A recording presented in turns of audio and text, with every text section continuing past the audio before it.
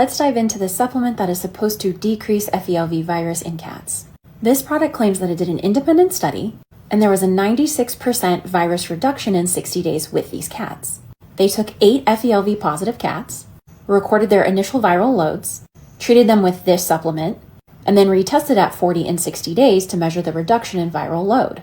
And without getting super deep into this, one thing I noticed is that there's no control, which means they would have a population of FeLV positive cats in this environment that they did not treat, and they still followed their viral loads.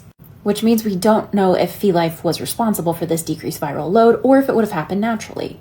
And this is where we get into the weeds because FeLV is a complex disease, where the infections can be progressive or they can be regressive.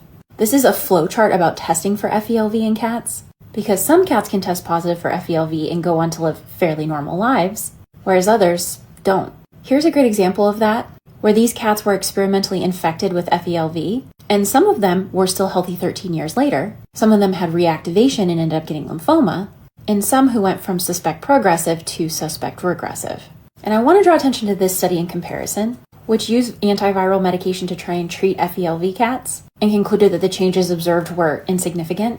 And looking at their chart of numbers, it looks pretty similar to the FeLV one, where the load is high, then low, then high again, as you can see here, and here with the raw numbers.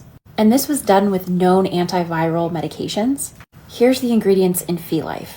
While they list the ingredients, I couldn't find any dosing anywhere, in the sense of how many milligrams per mil or anything like that.